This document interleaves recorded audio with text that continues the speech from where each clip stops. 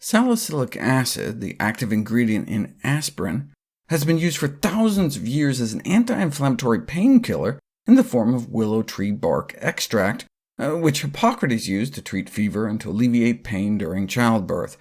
It became trademarked as a drug in 1899, and remains to this day probably the most commonly used drug in the world.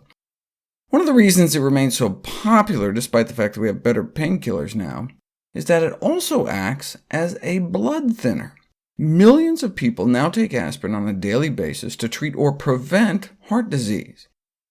It all started back in 1953 with the publication of this landmark study in the New England Journal of Medicine, Length of Life and Cause of Death in Rheumatoid Arthritis. The paper started out with the sentence, "It has often been said that the way to live a long life is to acquire rheumatism." They found fewer deaths than expected from accidents, which could be explained by the fact that people with arthritis probably aren't out, going skiing, but also significantly fewer deaths from heart attacks. Maybe it was all the aspirin they were taking for their joints that was thinning their blood and preventing clots forming in their coronary arteries in their heart. And so in the 1960s, there were calls to study whether aspirin would help those at risk for blood clots, and in the 1970s we got our wish, studies suggesting regular aspirin intake protects against heart attacks. Today, the official recommendation is that low-dose aspirin is recommended for all patients with heart disease. But in the general population, for those without a known history of heart disease or stroke, daily aspirin is only recommended when the heart disease benefits outweigh the risks of bleeding. The bleeding complications associated with aspirin use may be considered an underestimated hazard in clinical medical practice. For those who've already had a heart attack, the risk-benefit analysis is clear. If you took 10,000 patients, daily low-dose aspirin use would be expected to prevent approximately 250 major vascular events, such as heart attack, strokes, or the most major event of all, death.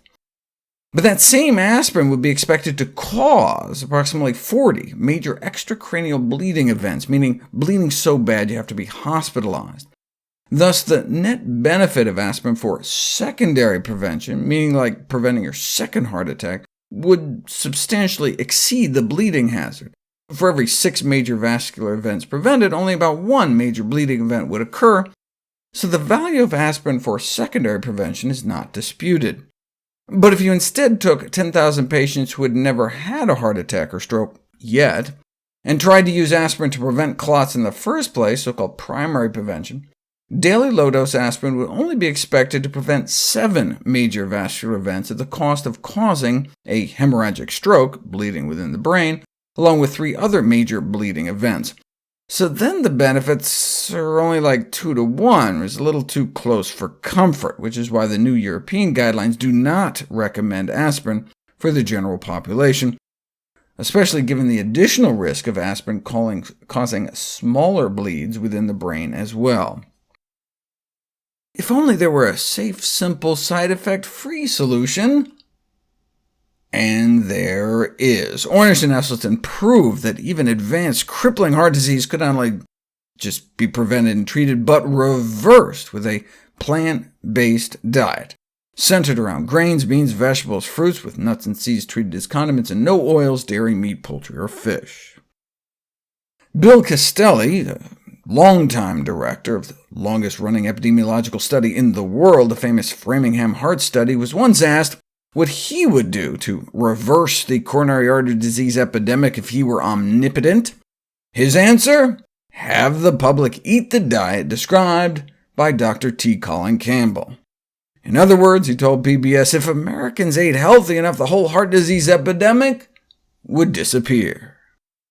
Though Esselstyn clarifies, we're not just talking about vegetarianism. This new paradigm of heart disease reversal means exclusively plant-based nutrition.